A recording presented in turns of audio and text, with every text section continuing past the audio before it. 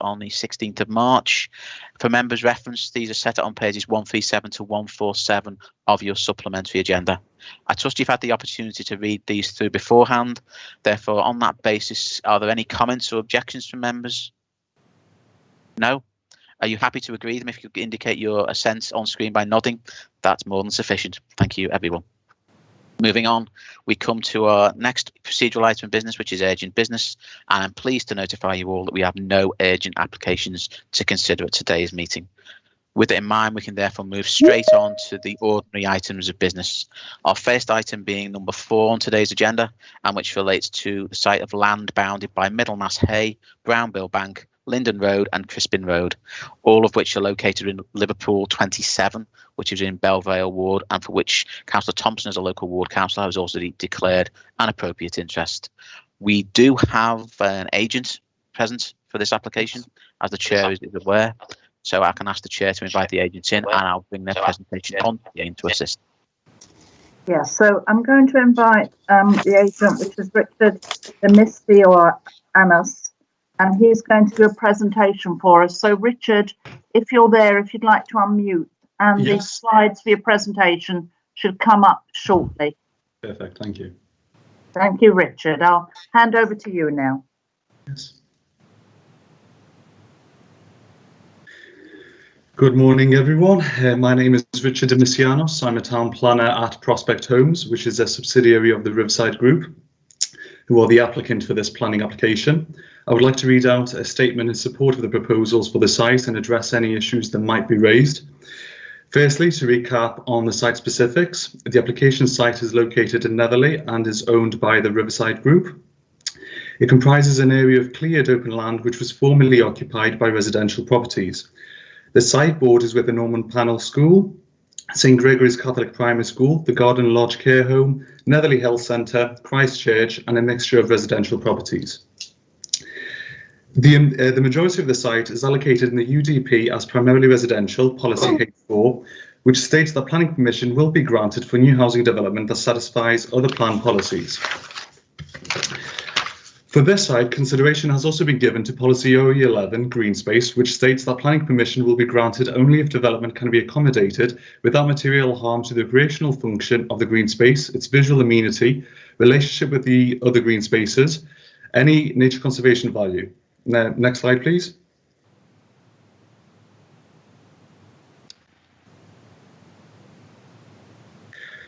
In terms of the existing recreational function and character, the views within the site are largely constrained by nearby residential properties, brick walls which offer little natural surveillance, leading to security and safety issues.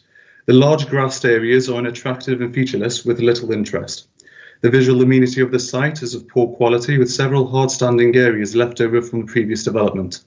Visual links to other green spaces would not be impacted.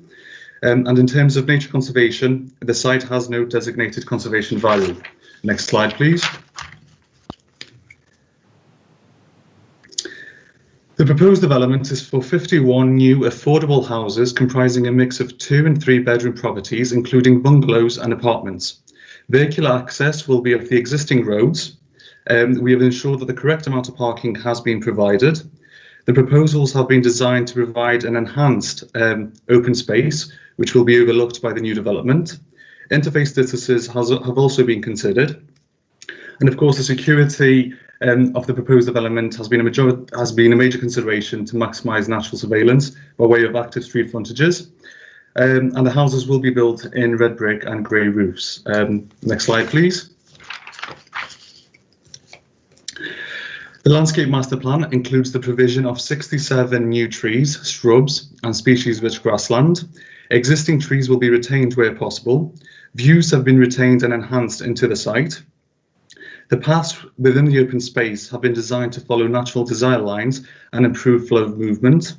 The proposals will result in a biodiversity net gain across the site of 97.34% habitat units, which is well in excess of the required 10%.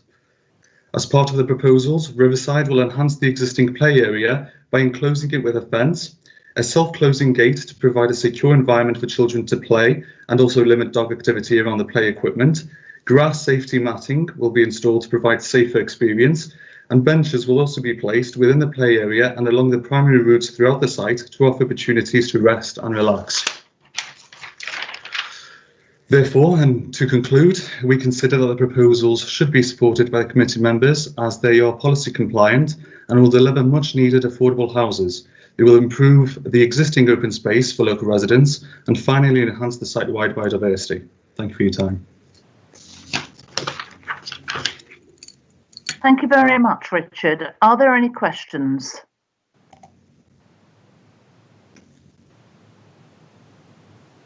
Councillor Makinson, followed by Councillor Conception.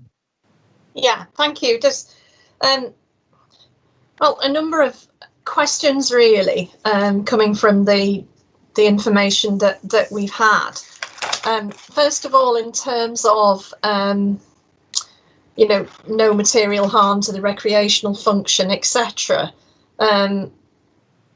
You are considerably reducing the amount of green space available during a pandemic at a time when green space is at a real premium.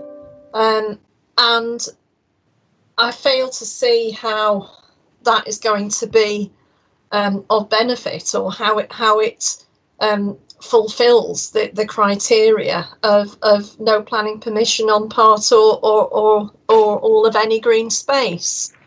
The loss of bat habitats and bird nesting and feeding, and particularly of hedgehog activity, is something that also concerns me.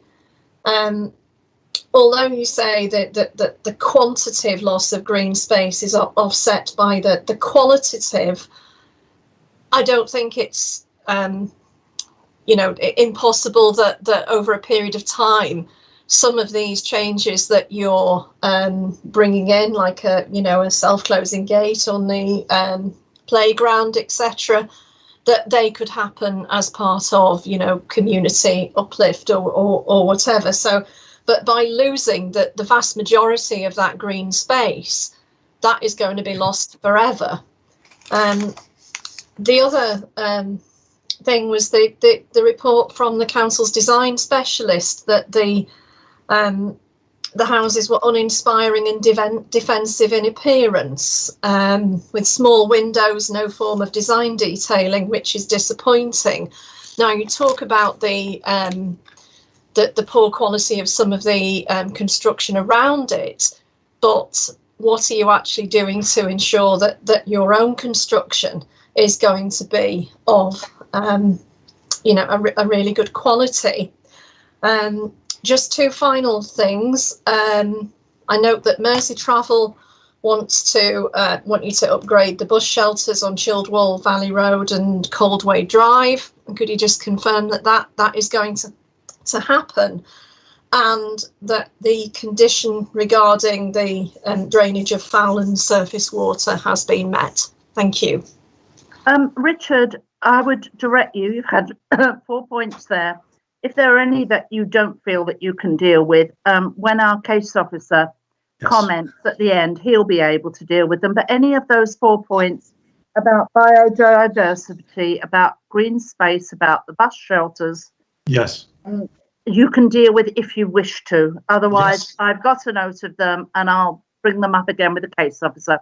So Absolutely. Over to you, Richard. Yes, thank you. Hopefully I remember all the questions. Apologies. Yeah, just to confirm, yes, the space is grassed over. However, the site was previously developed in the past, and there's remnants of the highway layout.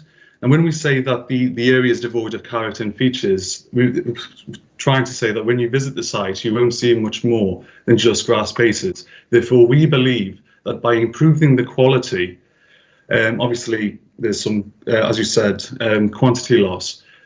People tend to use the open space more. Currently, it's just used for people maybe to walk the dogs or cross the site, but it doesn't have a specific function or recreational function. And as I mentioned in my presentation, the green space policy has 5 points, which we believe we've addressed. and these have been also confirmed by the planning officer. So again, I just want to re-emphasise that the green space is within an urban setting.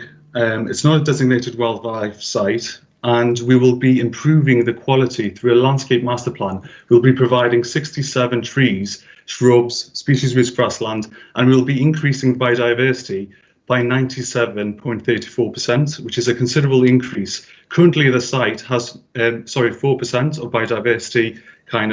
biodiversity level.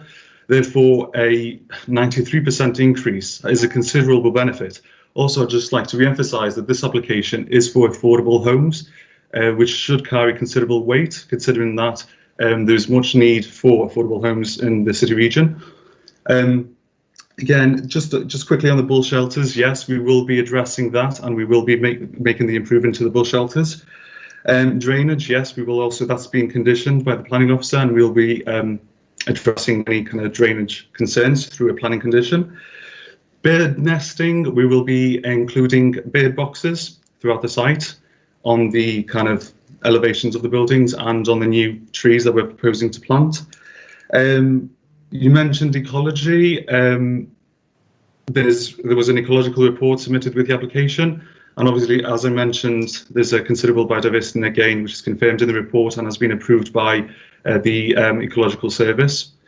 And in terms of elevations, well, we've used kind of standard material palette. The site doesn't have there isn't any specific material that's being used in the local area, so we're using standard materials, red brick and a grey roof. And again, materials have been conditioned as part of any planning approval, so we will be addressing them through conditioned discharge. I think I've answered everything. Apologies. You've certainly done your best. And as I said, Councillor Makinson, the case officer will pick up on anything else, and perhaps you could come back to me then if you don't feel it's dealt with properly. Councillor Conception. Thank you, Chair. Richard, my question is in relation to maintenance by Riverside on this particular development. I mean, my experience as a local councillor is that on many occasions developments take place and then we're left with, if you like, leftover space. And I know that is referenced by the design specialist in this particular development. So what assurances can you give the committee in relation to maintenance by Riverside? How will that be provided, and who will pay for it? Will it be a service charge on the dwellings? So I'm really concerned that I want to make sure that there's no leftover space. So if this application is approved, that we're not left in the future with somebody says, who owns that piece of land? Who's responsible to maintain it? Because we've had that all too often in the past, and we want to ensure that it doesn't happen in the future. Thanks. And this really is a question for you, Richard. Yes. It's not one we can deal with that thoroughly as a planning department, but you can. Just to confirm again, the site is owned by the Riverside Group and it will be maintained by the Riverside Group. The development has been positioned in a way that kind of reduces kind of security issues, and obviously what we wanted to do is to keep the central space open, and obviously we've developed in a way that surrounds that parcel of open space, so it's overlooked. But yes, I can confirm that Riverside will be maintaining the open space. It usually is a service charge. I'm not sure of the details, I can't really confirm, but yes, it will be Riverside. Tony, are you satisfied with that? Okay. I don't see any other questions. So, don't appear to be any further questions, Chair. That's correct. No. So we have a Dr. Gary Wilson, who I believe wants to speak against. So can we invite Gary Wilson in now?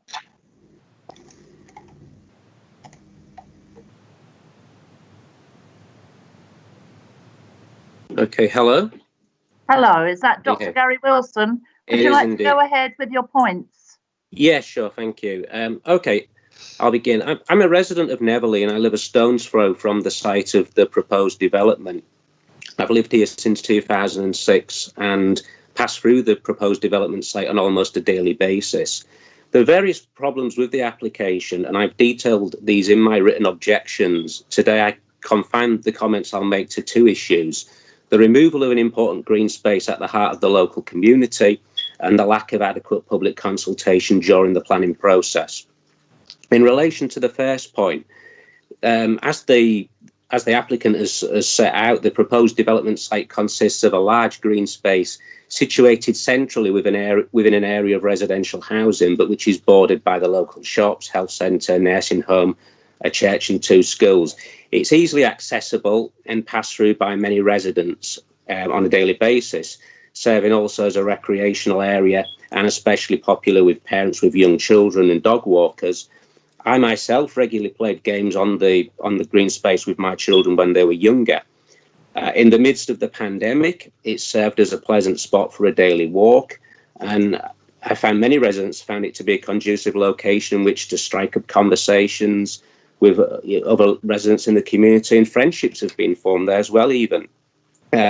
Although there are parks in the Belle Vale Ward, these are at a greater distance and they're not particularly convenient for the considerably elderly and less mobile population of the estate who may just want to go out for a stroll or walk the dog.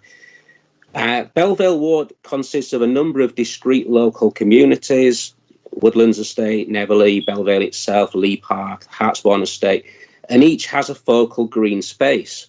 This development would effectively destroy Neverley's focal green space. The only other notable green space on the estate is also currently subject to a similar planning application from Riverside.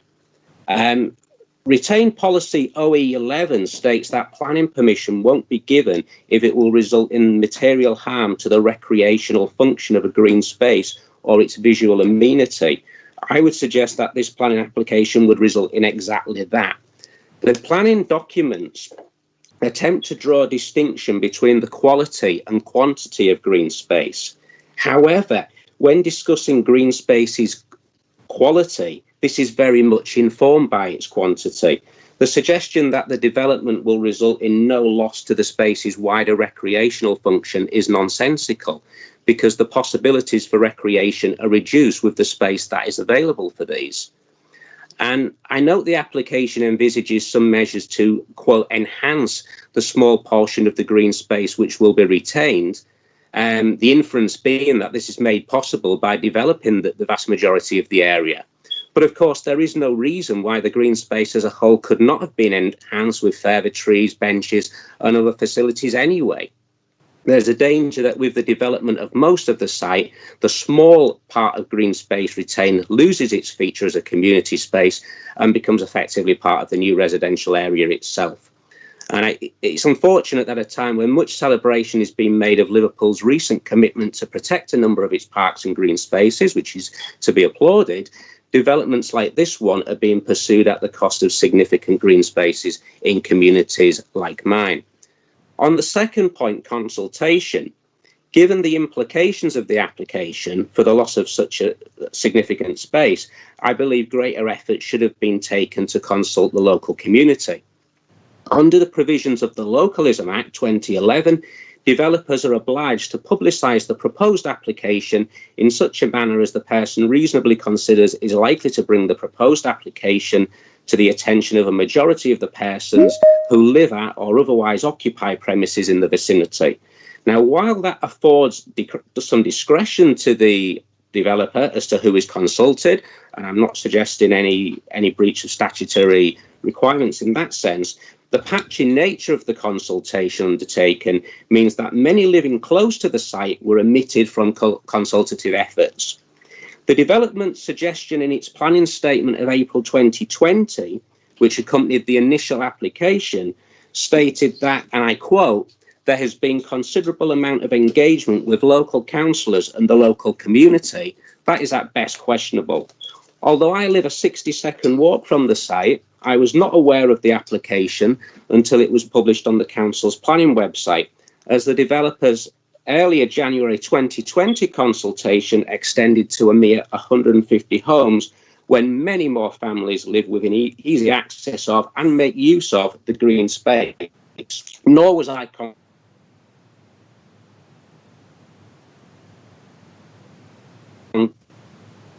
resident with a home literally facing onto the space proposed for development reported having similarly not been contacted by the developer or council.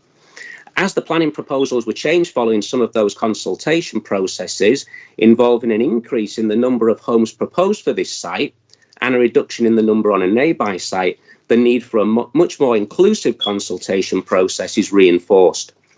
The limited evidence of public feeling Wilson, I need to interrupt you. You need to bring your remarks to a conclusion now, because you have had your 3 minutes.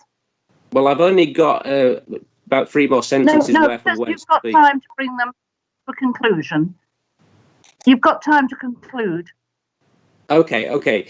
So all I was going to add was an online petition collecting 74 signatures in a short period of time during the pandemic represented 24 times the number who had actually endorsed the initial proposals in the developer's very own limited consultation exercise, which only garnered 3 supportive feedback form responses. So in conclusion, I strongly urge the committee to preferably reject this application, but at the very least require a more meaningful public consultation is carried out before it's considered further. Thank you. Yes, thank you for that. And I will pass that over to Richard, but I also would say that this is something that will be dealt with by the case officer. We have extensive notes, and according to our notes, have been 2 rounds of public consultation, and 220 residents were consulted, which in any other development would be considered adequate. But I will leave it to Richard and later on Stuart to comment on this. So Richard, first, if there's anything you want to say. Yes, I won't repeat myself. I'll just comment on the public consultation comment. Overall, we had 2 pre-application meetings with the planning officer, 1 public consultation event, which was well attended last year. We then obviously made changes to the layout following comments from the planning officer. We then sent letters to local residents with the revised layout. I had a meeting with both head teachers from both schools, and we have also kept ward councillors up to date with the design changes. And of course, as you mentioned, the application has also been subject to 2 rounds of public consultation from the council. I'm not quite sure what else we could have done during a pandemic as well, but hopefully that addresses your question. Thank you. Thank you, Richard. So are there any other points that the committee wants to raise or questions that they'd like to address to the recent speaker, Gary Wilson? No? Well, in that case, I'm going to hand over to our case officer, Stuart Clark, to summarise on the issues and comment.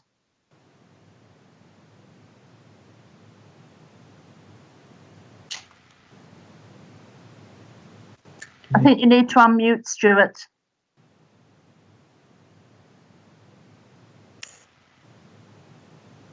Chair, I think Stuart may be suffering some slight technical issues at the moment, but I believe he's trying to come back on now.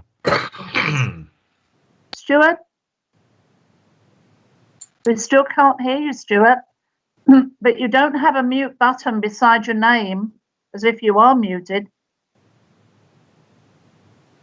No, we still can't hear you, Stuart. And I believe you are unmuted. Chair, with your indulgence, I'm going to briefly contact Stuart directly. I'm going to ask him to dial in via his mobile so you can hear the audio feed. Thank you, Michael. Bear with me a moment. I'll make sure that's done. We'll wait. We need to have our case officer comment. Exactly, Chair. Thank you for your patience, colleagues.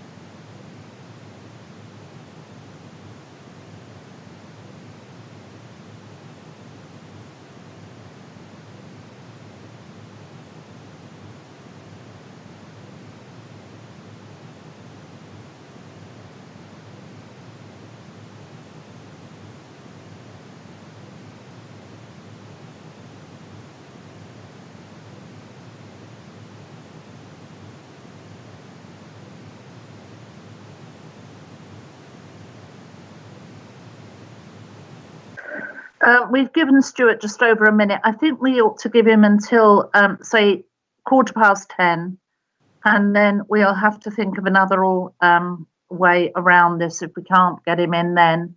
But I noticed he was connected at the beginning of the meeting, so I don't know what's gone wrong.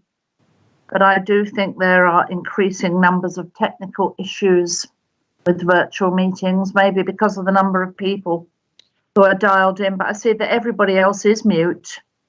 Chair, can I assist, Chair? I've just spoken to Stuart. He is, as we literally speak, dialing into the meeting now. Right, that's fine, Michael. And if everybody could go on mute, I'm going to go on mute now to make all this sound system work the best that we can manage.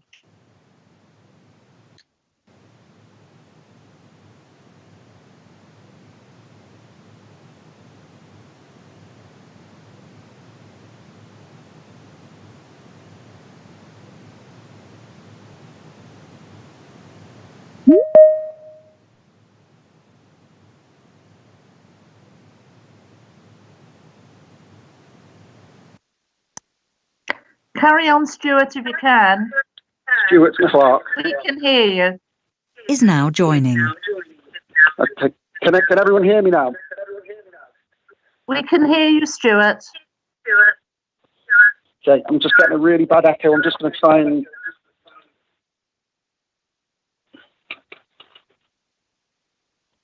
Is that better? Can everyone still hear me? That's Stuart, and we can hear you.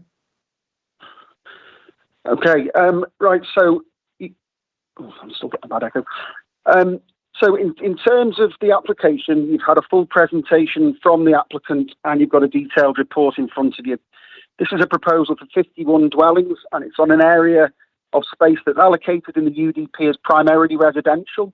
However, because of its size and what it's currently used for, it is subject to the application of the Green Space Policy OE11.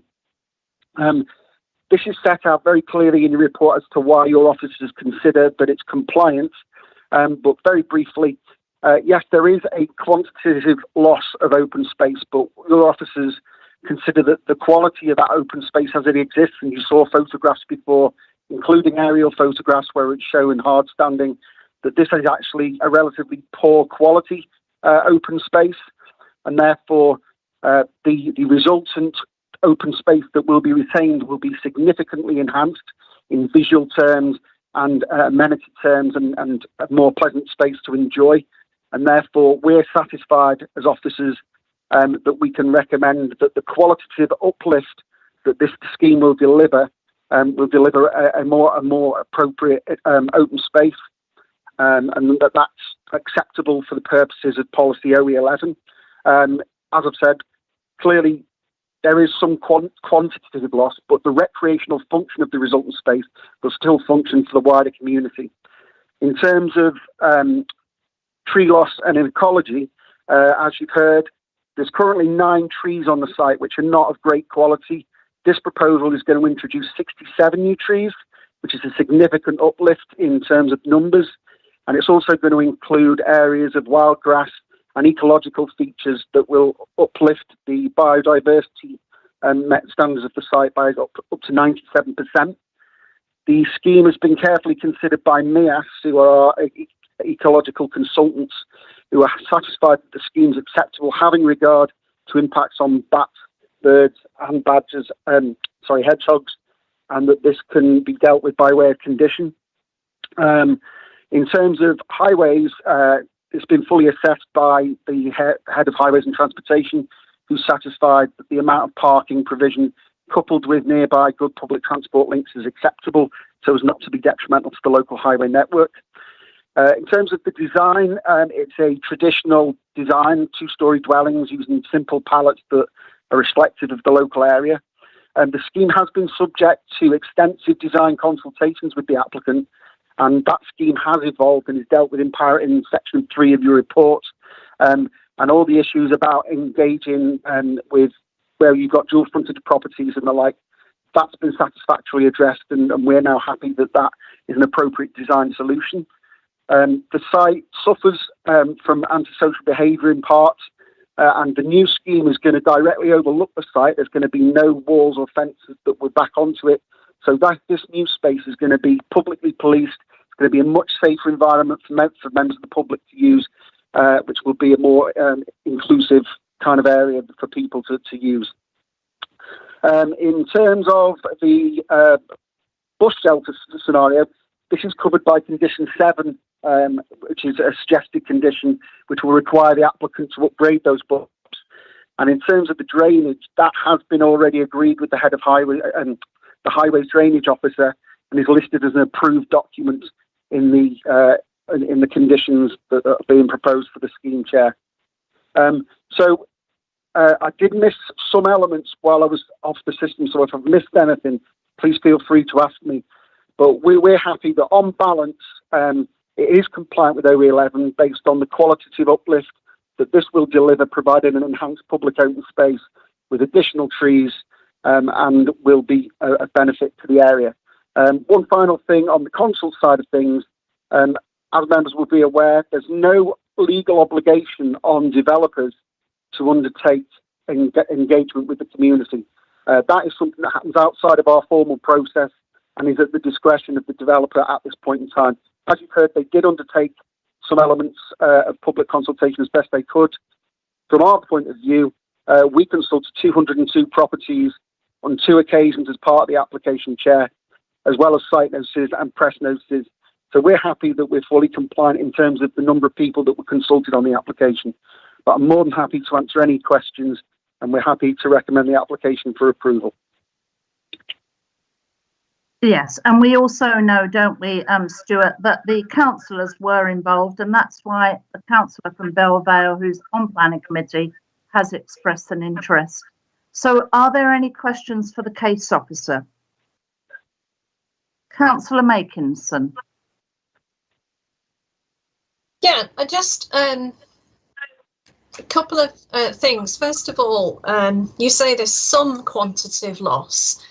Can you tell us exactly in terms of the amount that, so there's 2.2 hectares now of open green space. What will be the actual amount of green space if this development goes ahead? Thank you, Councillor. Sorry, I'm just checking the report. The applicant might have this to hand, this information as to what the actual resultant area is. I don't know off the top of my head what that resultant area is. Let me just have a quick look. Just bear with me. Could you help out with this at all? I do have the information, but it might take a few minutes to find it. If you wouldn't mind, please. I'll do my best. Thank you. Thank you.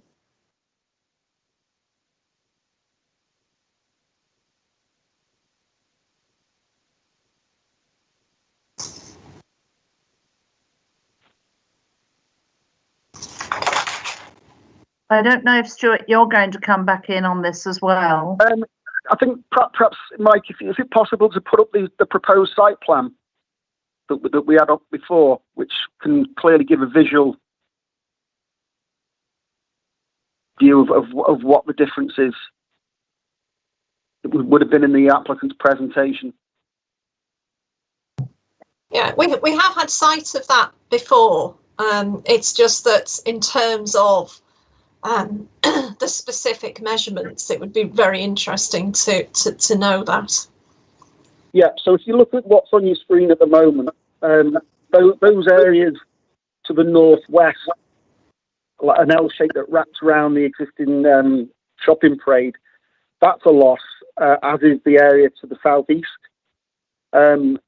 So the area retained is the area in the middle.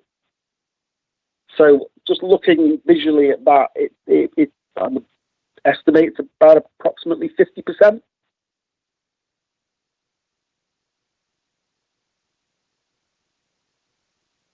Yeah, it does look like less than that to me, but obviously we'll wait for the specifics of it so we know exactly what the quantitative loss is.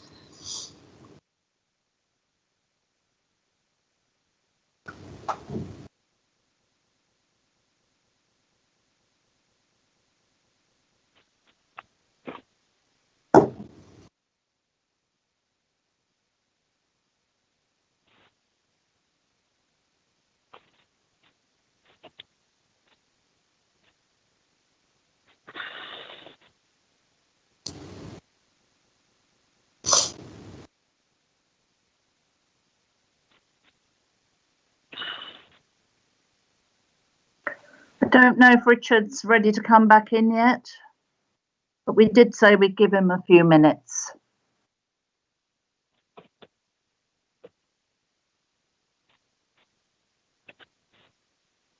Hello. Hi. Hello, Richard. Yes, I managed to find it. This is the information we sent to Caroline Marr, who's the planning officer, and it's an email dated on the 3rd of December 2020. So the proposed green space is 55.73%, so it's just over 50%. Yes, and that's what our case officer said. It was 50% or more. So there has been some loss of green space, but of course, not necessarily very usable green space. And of course, it could be classified as brownfield because there were previously buildings on some of this site. Correct. So are there any other questions? Councillor Makinson, have you still got a question because your hand is still up? Yeah, I do. Just in terms of, obviously I'm quite new to planning, so just a question about what you've just said there, that it could be classified as brownfield. And I am slightly confused now that obviously it talks about OE11 on the information that we've had. It has had between 20 and 30 years of greenfield use. So are we actually talking about something which is subject to green space? And could the officer clarify that for me? Yeah, I'll do my best. The site was previously developed by years ago, prior to some demolitions. It's now, as you quite rightly point out, it functions as green space, which is why policy OE11 applies. So we do have to apply the 4 tests that are in OE11, and that clearly is a decision that this committee needs to come to as to whether the qualitative uplift that you've heard about offsets the quantitative loss in terms of actual space. And you look at the quality of the space that's currently there. You saw photographs. It's pretty bland. There's very little landscape value to it. And this committee needs to form a view as to whether, as I say, the uplift that you've heard about with the tree cover and etc. and the biodiversity gain compensates for that quantitative loss. And your officers are of the view that it does, but it's a matter for the committee to form that view ultimately. Thank you. Thank you for clarifying that for me. Thank you. Councillor Kennedy, your hand briefly went up there. Did you want to comment? Well, it was more when we would. What I'd been noting down here was that indeed the site was technically brownfield. In the plan for the city, what we've done over the years is to specify what land can be used for housing. And would it be fair to say, I suppose this is the question for the planning officer, would it be fair to say that using previously developed land is actually one of the ways in which we can protect pure green space, recreational listed parks, everything like that, and retain them for the people of Liverpool? Absolutely. Using previously developed land is the preferred option. This kind of site is a bit trickier in terms of how that fits in, because it has been vacant for a long time and it clearly is used as an open space. It functions as an open space, and the policy's quite clear in that respect, that even where sites have an allocation for primarily residential, if they function as open space, then you should apply the open space policy. But that doesn't preclude the building on open space. It just means you've got to be satisfied that you satisfy the tests and the scheme satisfies the test, and that's the subjective issue that you've got to consider in terms of uplift versus quantitative loss. Yeah, and would it be fair to say, just to follow up from that the reason why we have so many of these kind of open spaces in Liverpool is because of the depopulation of Liverpool in previous years, where housing was no longer required and was demolished. So we end up with a lot of spaces previously developed on. But the slow recovery of Liverpool, or the time it's taken for Liverpool to recover, means that they've eventually become used as green space. But it's with the population of Liverpool increasing, then the process in effect is reversed. Yeah, I mean, I think that's fair to say that a lot of these spaces have come about through demolitions, through a lack of demand at the time when they were demolished. And times change all the time, as your policies do. But all we can do is apply the policies that are relevant to the scheme. And in this particular case, we're happy that the scheme as proposed with the uplifts that are associated with it satisfy policy OE11. That's your officer's view. It's clearly for a view for members to either agree or disagree with that. Thank you, Stuart. Councillor Makinson, are you indicating you'd like to come in again? Yes, please. Yeah, it's just a comment really that I think we have had clarification that it is green space. It has to be regarded as green space. And I think obviously that there are always going to be changes in land use over time. So, you know, we've got great swathes of country estates where there used to be villages and they've now been, you know, removed. But we're not suggesting building on them. And I think building on the available green space with the opportunities for carbon capture with the soil, etc., even without you know, many sorts of features like rose beds or whatever, you've still got that recreational amenity of green space in an area that could really benefit from that, and an area that does need it. So that's my comment. Thank you, Chair. Would the case officer or the agent like to come back on that? Only, Chair, so it's very clearly set out in your reports about the benefits of the scheme and why we consider that this resultant open space provision is such that it offsets the quantitative loss. As you saw from the applicant's presentation, the existing open space is very bland in landscape terms. It's just pretty much grass.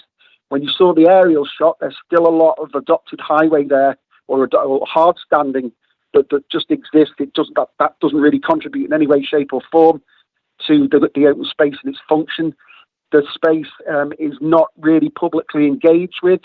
This scheme is going to introduce development that's going to visually engage with that space. It's going to police it. It's going to make it safer for kids to use it, which means that whilst the existing space is larger, it probably won't be used as much as the resultant space, because the resultant space will be much more attractive to use both in visual terms and safety terms through the way the scheme's been designed. So we're of the view as officers is that the resultant space will actually be of more benefit than if the status quo was left now. Thank you very much. That's very clear that we're going here on your recommendation for quality rather than quantity. So I'm going to move to the vote now. So can I move that the recommendation be approved? Is that agreed? Thank you, Chair. Any further comments from members, please? I think Councillor Mekinson's unmuted and raised a hand. If you'd like to comment, please. Yeah, sorry. Just a question, because I've not been part of the planning committee before. Do I have to say if I want to vote against, or do you come to people individually like in council? Sorry for not understanding the procedure. Just clarity is I go through every member of the committee individually by name. Obviously, when it comes to you, I ask you to just unmute your microphone and say clearly whether you're for, against or abstaining. Obviously, depending on the overall outcome of the vote and decision, obviously you can ask for your particular vote to be recorded by name, so we expressly say in the resolution that the particular status. Thank you very much. Thank you. Tony, you just indicated very briefly there.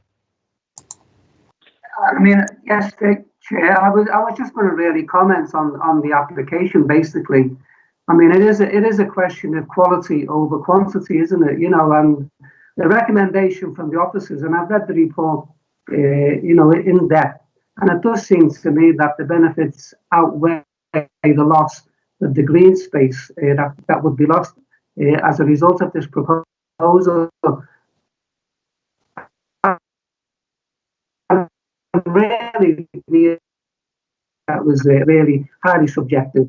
It doesn't actually destroy green space. The quality is improved, and I think some of the things that have been outlined in the report, enhancement to the children's play area, making it more usable by local families. So I think the benefits really outweigh the loss of the green space that's been obviously raised by objectors. So I'd be inclined at this stage to vote in support of the recommendation. Thank you. Thank you, Councillor Conception, and thank you, colleagues, for your patience whilst members made a few brief additional comments after the Chair having formally moved her resolution. I'm now going to take you formally into the vote, therefore. So firstly, Chair, your vote, please. Agreed. Thank you. Councillor Conception? Agreed. Thank you. Councillor Prince? Agreed. Thank you. Councillor Hanson? Agreed. Thank you. Councillor Kennedy? Agreed. Thank you. Councillor Marrett? Agreed. Thank you. And lastly, Councillor Makinson? Against, please. Thank you, Councillor Makinson. Would you like your dissent recorded by name? Please. Thank you. Okay, that's great. Thank you. So just to confirm the outcome of the vote for the benefit of the public record, that comes to 6 members voting in favour and 1 member voting against. Therefore, the application is approved on that basis, and relevant legal approvals in terms of agreements in the relevant format will therefore be produced accordingly. And obviously, with the benefit of reference to the committee, depending on the nature of the ownership of the land, the head of planning will determine the appropriate agreement to be applied. We will therefore now move on to our next item of business on today's agenda, which is item number 5, which relates to land off John Bagot Close, Liverpool 5 in Everton Ward. For the benefit of the Chair and colleagues who are on today, I'm pleased to advise now that we have a presentation from the agent for this particular application, and they are indeed now present to present that as an item as well. So, Chair, whilst not included on your note, I'm pleased to advise that Hannah Jones is present on behalf of the applicants and will be able to introduce the presentation. So if you're agreeable to that, I'll bring the presentation on screen accordingly. And thank you everyone for your patience with the technology issues today. And we're very pleased to welcome the agent here today, as we always do at planning. So Hannah, would you like to take us now through the presentation? Thank you very much, yes. Good morning, everyone. I'm Hannah Jones, architect at Paddock Johnson Partnership, and the applicant is the Riverside Group, and they also own the site. And this application is to demolish the existing vacant block of flats within John Bagot Close, which you can see is the block to the northeast within the red line boundary. And I just wanted to briefly show you the existing site and talk you through it a little bit. So a steep gradient access road leads into John Bagot Close from Netherfield North. The road sweeps around the estate and finishes at the car park in front of the vacant block of flats proposed to be demolished. As you can see from photographs, there's a distinct lack of openness and poor design features which do not promote feelings of safety or security. The split level access and narrow passageways, which can be seen in these photographs, provide inadequate lighting and poor natural surveillance, which contributes to antisocial behaviour across the site. Riverside has a clear vision for the regeneration of John Bagot Close and saw the replacement of the existing vacant block to be a major positive contributor to the overall estate regeneration. Next slide, please. Our proposal demolishes the existing vacant block of 18 flats to be replaced with 12 affordable houses and 4 affordable flats. The houses will each have their own private gardens and off-road parking, while the flats share private amenity space and car parking facilities within the reconfigured car park.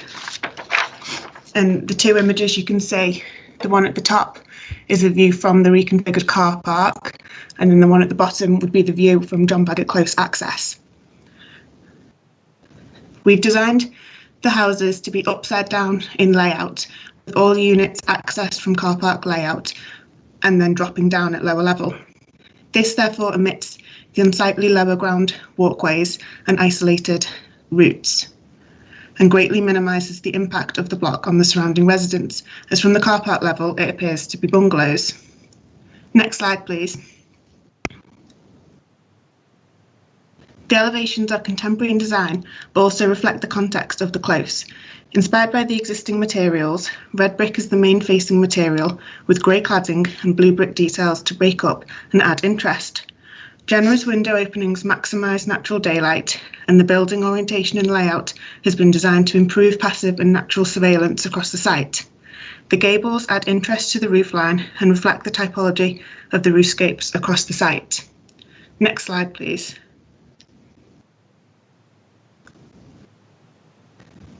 The proposal will create a strong presence along both Netherfield Road and through John Bagot Close, without overbearing the adjacent properties within the close. And this is the view that you would see as you approach the John Bagot Close entrance from Netherfield Road. Next slide, please. This final slide shows the extensive landscaping scheme for the site. This will form part of a wider redevelopment strategy for the whole site, which will greatly improve the existing residents' visual aspect and quality of life. And the image on the right-hand side just shows one of the examples of reconfiguring the existing stairs and passageways, which will be undertaken, which will promote natural passive surveillance across the site. So to conclude, we feel that the scheme will bring a positive impact to John Bagot Close as a direct result of design and appearance. The proposal will be of high quality, provide much needed affordable housing to the area, and breathe new life into a currently undervalued site. Thank you. Are there any questions for Hannah? And thank you for your presentation, Hannah. Councillor Makinson. Thank you, Chair, and thank you, Hannah, for the presentation. Just a couple of things, really. First of all, in terms of trees, certainly by your diagrams there looks to be some really nice planting and trees, and I know that there is going to be a loss of 5 trees from the development, but I just wanted you to clarify really that planting and replanting of trees is going to be part of it. The second question that I've got is that of 12 dwellings, 10 of them fall short of the nationally described space standard, and I just, I'm just slightly puzzled as to why that is. Thank you. Thank you for the question. So yeah, first with regards to the trees, out of the 5 trees that are to be demolished on site, they're all of not high quality trees, and these are going to be replaced with 19 new trees, along with significant other planting and shrubs. So there's going to be a much higher positive impact in terms of landscaping than what's there right now. And then with regards to the unit sizes, yeah, some of them do fall slightly under the nationally described space standards. We are really restricted on the site in terms of the available land to build on, basically. And I think with the site constraints, we are where we're at. But the floor plans, unfortunately, we didn't put a floor plan up on the slides. But when you see the floor plans, you can see that they are generous in layout, and because we're doing quite an unusual like upside down layout, we do really get I think maximum space within the internal floor layouts, despite some of the units being slightly undersized. And it needs to be added, we are getting disabled access here, which there wasn't before. Yes, yeah, there's 2 units. The two of the flats are going to be disabled access. So I don't see any other questions for Hannah. So unless Sarah, you've got your hand, Liz, sorry, you've got your hand up again, have you? No, you just didn't put it down before. Yeah, that happens a lot. So We're going to pass over now to our to Councillor Jane Corbett. Sorry, she was a late addition. So, Councillor Corbett, I believe you've come to speak in support. Yes, thank you, Chair. As Hannah said before, this is a site that is very, very difficult to build on. It's also a site where that front section of John Bagot Close has been a problem for many, many years, both for the people living in the properties themselves and for those on the rest of the site. And you saw that very clearly from the pictures that Hannah showed. There's a very high demand for housing in Everton, as there is across the city, but particularly here. The good thing about this site was that, and this proposal was that the community was really listened to. So as well as the proposal for demolition and new build, there's been refurbishment as well within the estate. So people have had new kitchens, for example, and etc. One thing to point out is that the alleyways, the walkways at the front, as Hannah said, will be much, much better. There is an alleyway at the back that the council have responsibility for, which I'll try and make sure that we upgrade there. Because actually, when you come into the site, some of the way out of the site is right up the back towards, if you can think of it, steeply up the hill towards St George's Church, and it's an alleyway that needs a lot of work on it. So I'm supporting this, and I'd just like to thank Riverside for the work they put in to make sure that John Bagot Close as a community has been involved in this. Thanks, Chair. Thank you for coming along, Jane. So are there any questions for Jane? I don't see any, so I'm going to hand over to our case officer now to summarise on the issues. John? Thank you, Chair, members of the Planning Committee, members of the public. My name is John Hayes. I am the team leader for development management in the north of the city. Chair, you've had a very full presentation there from the applicant, which is welcome. And you've seen some images. Clearly, this is a difficult and challenging site to develop. And Councillor Corbett has also mentioned some of the challenges that arise because of the topography and the form of the particular buildings. So this application is particularly welcome because it seeks to address those particular issues. You'll see from the report, Chair, that actually there are no objections either from local residents or ward councillors, which is obviously positive.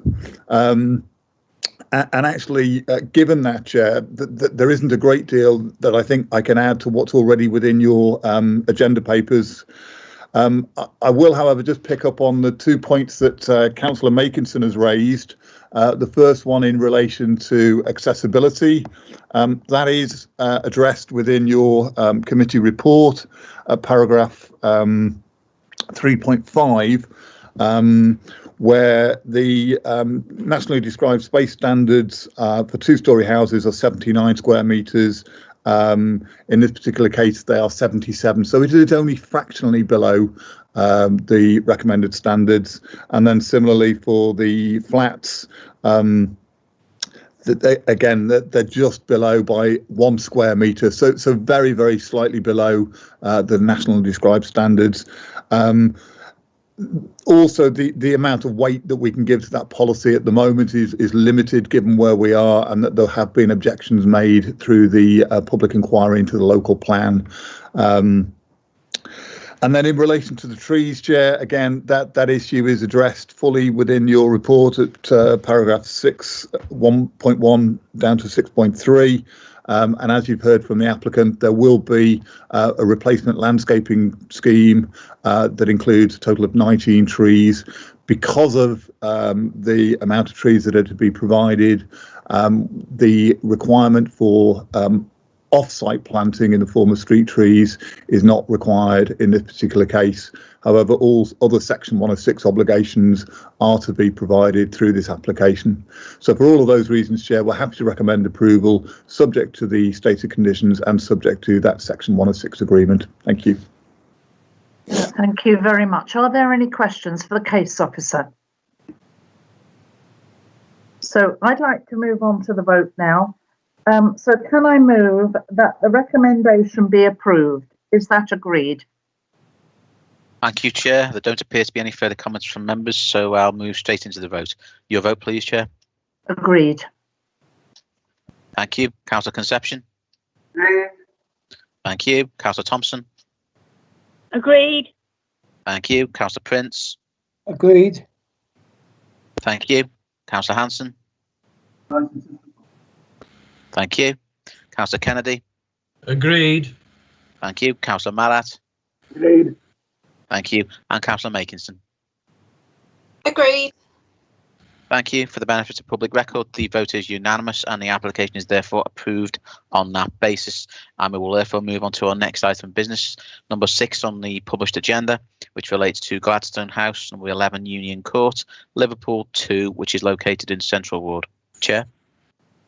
And I'd like to invite the agent for this application, Robert Bryn, to take us through the presentation. The slides should be appearing shortly, Robert. So can you come in now, Robert? That's brilliant. Thank you.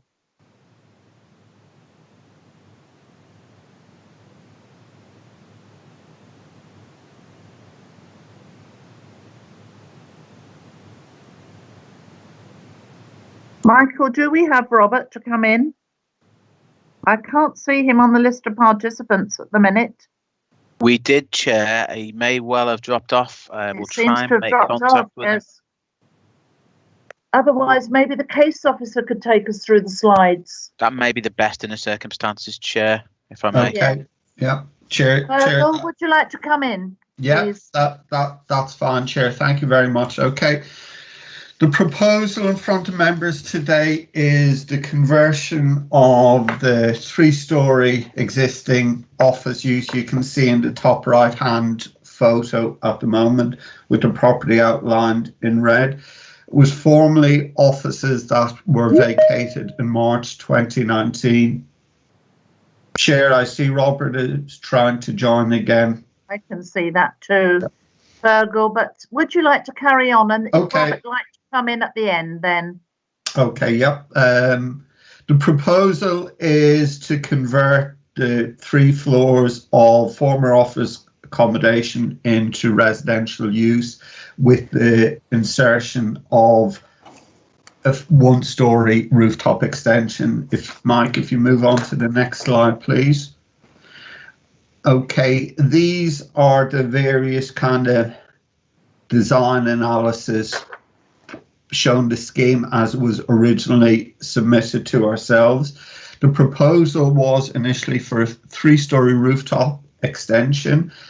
The property, while it's not listed in itself, is adjoins listed buildings. You can see the kind of tall structure immediately to the north of the application site. That's a ventilation shaft for Merseyside tunnels, which is grade 2 listed.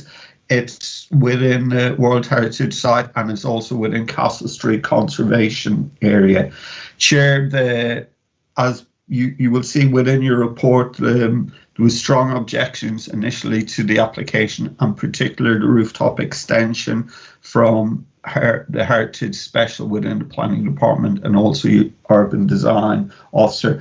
So through a series of meetings and conversations with the applicant, the originally proposed 3-storey rooftop extension has been reduced in size to 1-storey, which is in the kind of bottom right-hand image on screen.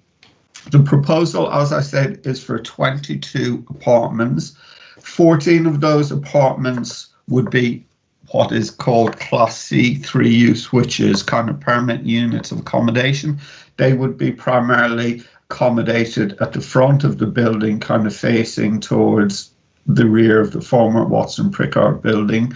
Those, the rear of the building would accommodate 8 short stay kind of apartments in a apart hotel use, which would be by guests tourists visiting the city. The application has originally proposed all the apartments to be kind of permanent units of accommodation. However, the rear of the building is north facing. It looks directly onto Barnard's building on Sweeting Street. So there's a very kind of unreceptive environment to kind of permanent units of accommodation. So hence the change of those units to, as I said, kind of part hotel, short stay form of accommodation, where residents wouldn't kind of expect the same standards of accommodation in terms of room sizes and light into the building. Chair, on the right-hand image in front of you, you kind of can see the kind of precedent images for the first story, kind of the rooftop extension, which would be in kind of metal cladding, which is quite prevalent throughout the city. Obviously, the final materials are subject to condition, which would have to be approved by your officers. Next slide, Michael.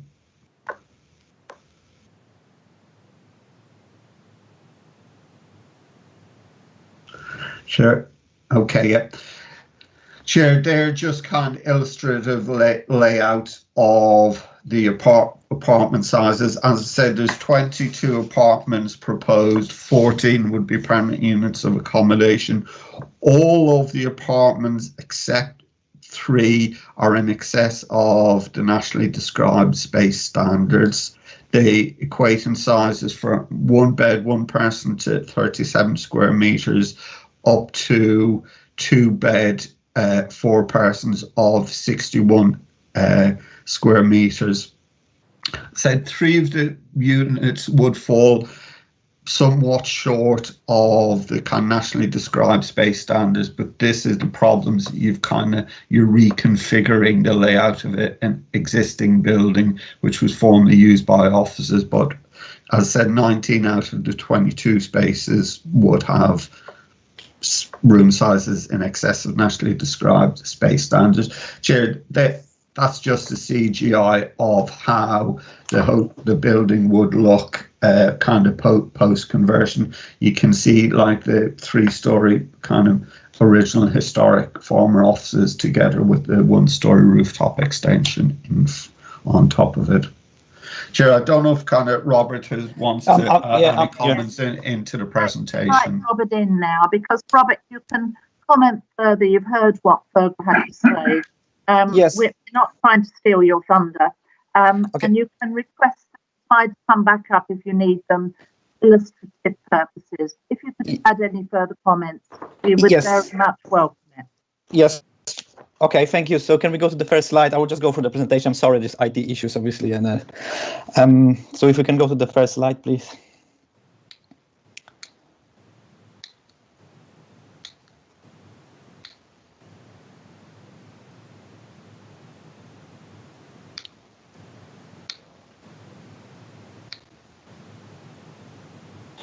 Yes, so the site and existing buildings are located in the heart of the city centre at Union Court, with walking distance to the famous waterfront and Liverpool 1 shopping district. The area is close to the local landmarks and contains a large number of bars and restaurants, making it an attractive place for residents. The application site was redeveloped between 1864 and 1888 with the present building, which was constructed as offices. It comprises a 3-story building with consistent arrangement of sliding sash windows with stone lintels and mullions. The site was vacated in March 2019 by a company who had occupied for 50 years, citing the lack of modern facilities as the reason for leaving. Due to its age and cellular form, the building was not suitable for modern office conversion, which was confirmed by letting agent Aviso Young. This, together with notable shift in recent years from office occupiers relocating away from the traditional business district towards the new central business district surrounding All Hall Street and St. Paul Square, encouraged the owners of the building to convert it into residential use rather than leave the property empty. Next slide, please. So the proposed use cannot be delivered without removing existing roof and adding a new rooftop extension, given the constraints of existing building. The design team spent considerable time carrying out massing and form study of various options as shown on this slide. After further development and consultations during the planning application, it was decided that originally chosen 3- and 2-story extension was not adequate and further alterations were needed. Through discussions with the case officers and the conservation officer, it was concluded that the single-story extension would be the most suitable for the site. The final options was generated to present a more aesthetically successful balance, which is conceptually aware and sympathetic to the adjacent buildings. At 4-story, the building will continue to sit well in the streetscape. Next slide, please.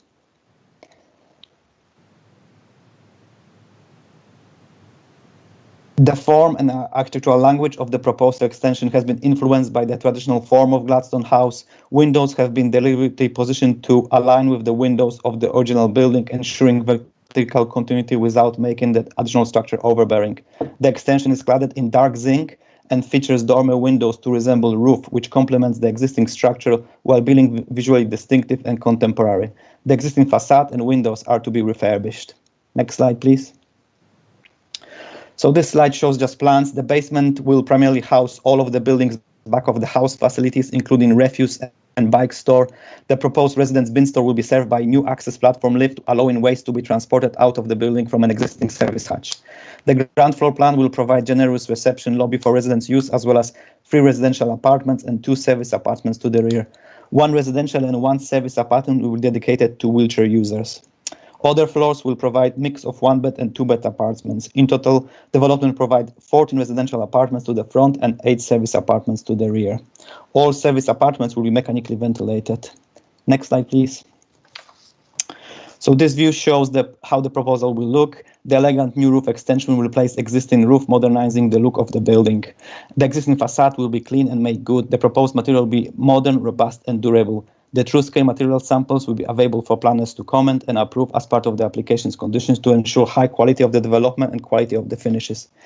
Pre-application discussions have taken place with officers of the council prior to the submission of the applications. The comments received have helped develop and shape the scheme into the present form.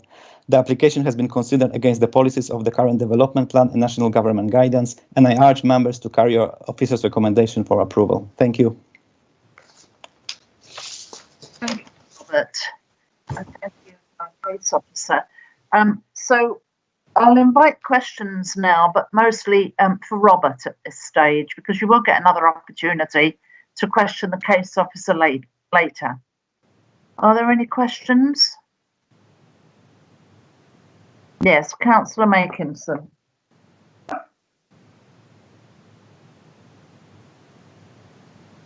Councillor Makinson, would you like to unmute? Sorry. One of my main concerns with this is the lack of sight line to the Art Deco Grade 2 listed ventilation shaft. That's a key contributor, according to Historic England, to the site, and that this is a conservation area. Obviously, the current proposal is much more sympathetic to the historical context of the area than the original one with the 3-storey roof extension. But how much of the sight line of the ventilation shaft will now be affected? Thank you. Virtually the sight line.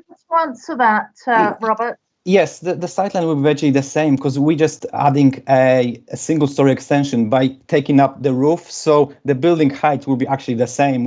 There's a pitch roof at the building at the moment, and we just replace this roof with a single-story extensions. So the sightline, which will not be affected virtually at all.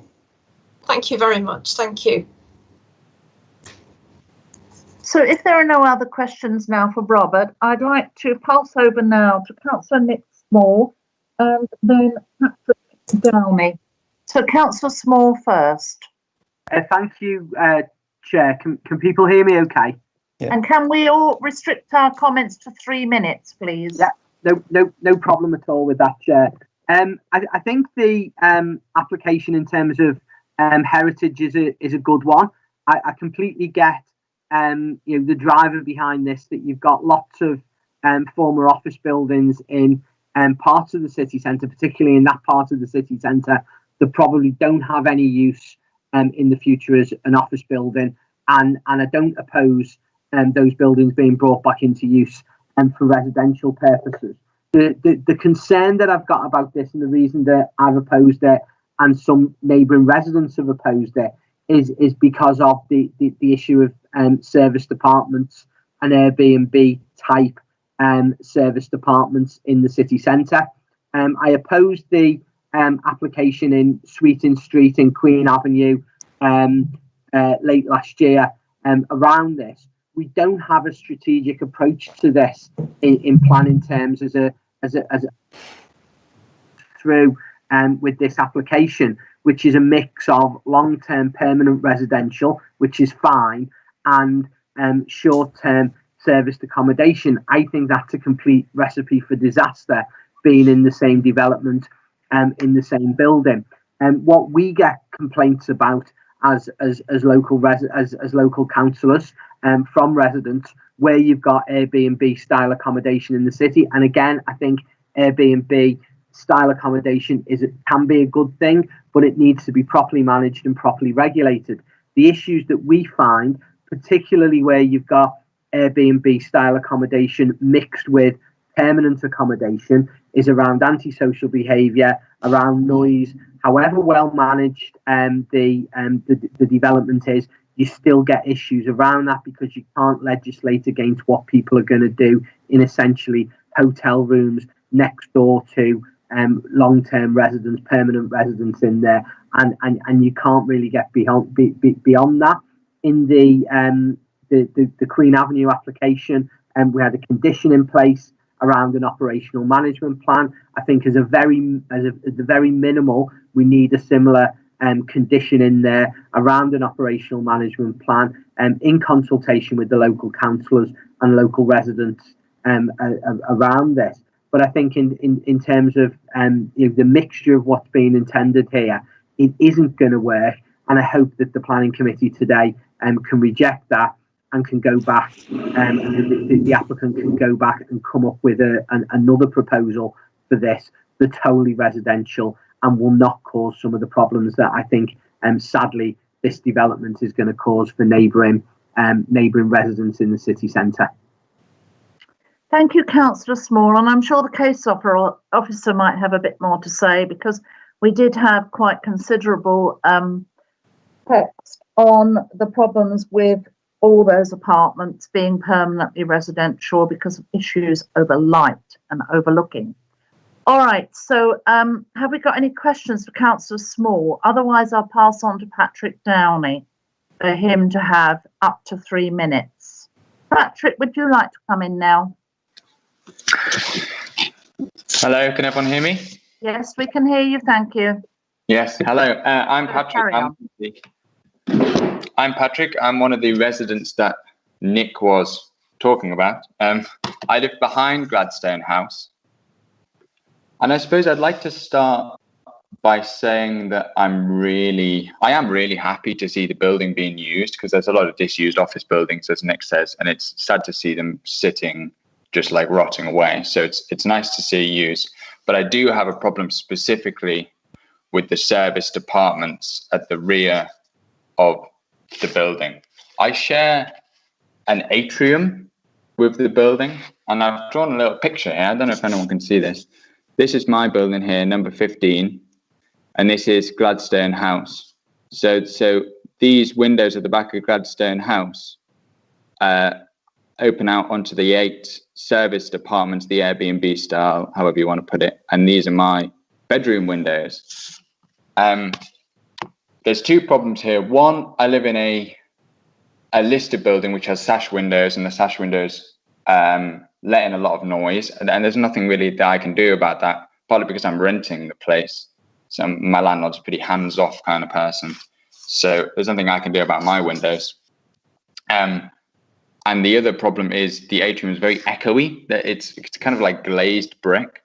So when people have been in Gladstone House, I suppose people doing noise surveys, etc., or all the stuff that had to go on before the planning application was submitted, I could hear them very clearly.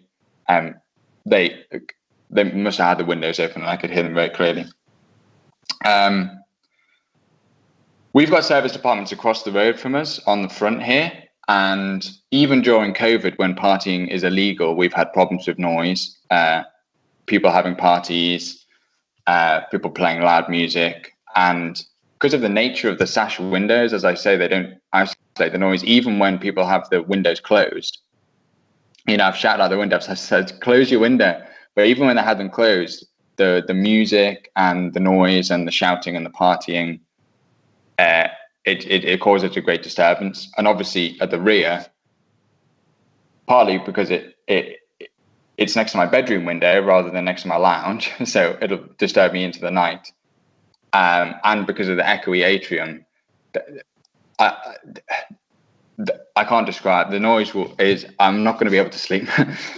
If there's 8 apartments, the chances of somebody having a party or using the apartment as a base for, going out, having a night out, if they visit the city, they go out in the cabin quarter, etc., and they come back 3 o'clock in the morning, they're still having a good time. Maybe they're really drunk and they're having a party and they're making a lot of noise. That's going to disturb me very greatly. I think that's mostly what I wanted to say. It's pretty brief and pretty self-explanatory, but these service apartments, they do make a lot of noise because people use them either for partying or as a base to go out. And it's noise late at night. And I hear that I think I heard that Robert said that they would be mechanically ventilated at the back, which means they couldn't open the windows. And that would be good. That was one of the things I was going to suggest, that maybe they couldn't open the windows, but that would mean that the windows would have to be soundproof in some way. Patrick, you've well had your time now. Oh, sorry. Bring your remarks to a conclusion, please. Sorry, yeah, I'm rambling anyway. So I've pretty much made my point. I think it's going to be very noisy for me. I have a general problem with service departments anyway. I think it takes away from the chances for people to live in the city centre as permanent residents. And I just hope that we can make these into permanent residents instead of service departments, just for the sake of my sleep. Thank you. Okay. Are there any questions before I hand over to the case officer? All right, so I'm going to hand back to our case officer, who's already made a number of points, but I hope he and possibly Dr. Ian Rushforth, who's here, might be able to address some of the issues about noise. We've got all this in our notes, but of course for the public, I think there needs to be a summary of the efforts that have been made to address the noise issues. So over to you, Fergal. Chair, thank you very much. Fergal McAvoy, Team Leader for City Centre's Development Management Team. Chair, I think as part of my assessment comments on the application, I'll concentrate on the issues of kind of noise and residential amenity, both for the future occupiers of the building and for those residents on Sweeting Street that back onto the side. The application as originally submitted was for a proposal for all permanent units of accommodation, long stay accommodation falling within Class C3. So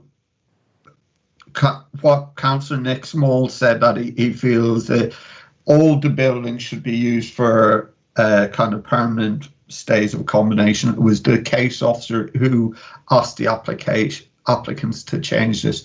Largely, Patrick put up kind of an image that he had hand drawn of the relationship between the rear of the building and the property he lives in, Barnard's building, and it was very useful because not only does it show the proximity between both buildings, but it also shows the kind of common features they share. So at the rear of the building, it's north facing, so it leads to a lot less sunlight than the front of the building. You've got 2 kind of protruding blocks where the apartments for the apart hotel would be sited. They have side windows. They don't have any windows to the rear. So they're in 2 blocks and there's a kind of light well between the 2. Those 2 blocks are approximately 5 to 6 meters away from one another, less than 20 feet. So it was felt by your planning officers that due to the fact that we're north facing with a lot less light and the proximity of windows between the 2 blocks, they would be unsuitable for permanent units of accommodation. They would be far more appropriate for kind of temporary short stay accommodation. So that was the one issue. The second issue is Patrick and Councillor Small have quite rightly identified the potential impact for kind of loss of amenity between the future residents of the Port Hotel and also the residents of Barnard's building. This is, if anything, it's more intensive for the future occupiers of the host building. Within the one building, you would have 14 apartments for long-term residents and 8 apartments for short-stay accommodation, sharing a communal hallway. So for the future managers of the building, I would say it is in their own interest to ensure those apart hotels were managed properly, because not only would the residents of Barnard's building be impacted, but more so that actually their own tenants within Gladstone House would be more impacted on should the apart hotel not be managed properly. There are a number of conditions attached to the recommendation relating to those windows at the rear of the building. They would have to be acoustic and secondary glazing with mechanical ventilation. There's restrictions. They're not sealed permanently shut. There's restrictions on their opening, so they couldn't be open more than 10 centimetres. An operational management plan is also proposed within the recommendation. This deals with kind of the operational management of the building, delivery, servicing, staff, guests, arrival and departures, but it also deals with the management of the premises, and a scheme has to be put in place so you don't get over occupation of those apartments at the rear of the building.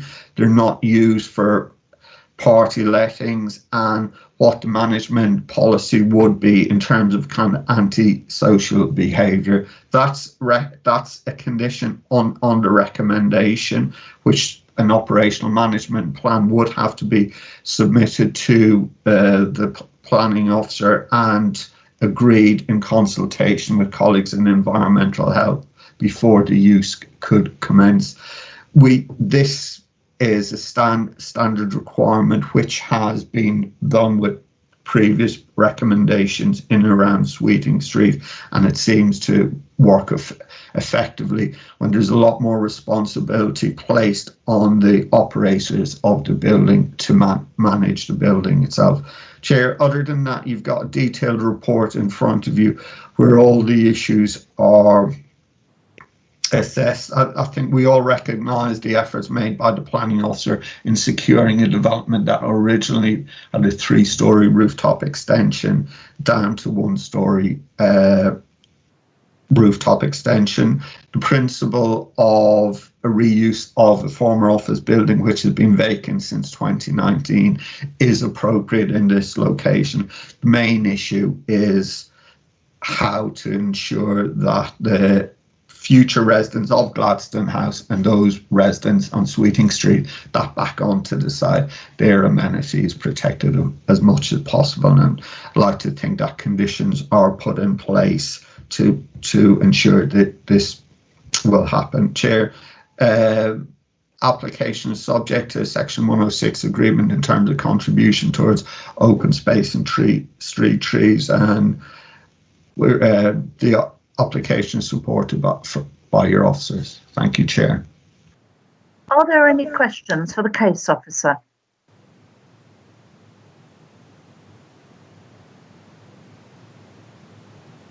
No, well, I don't see any.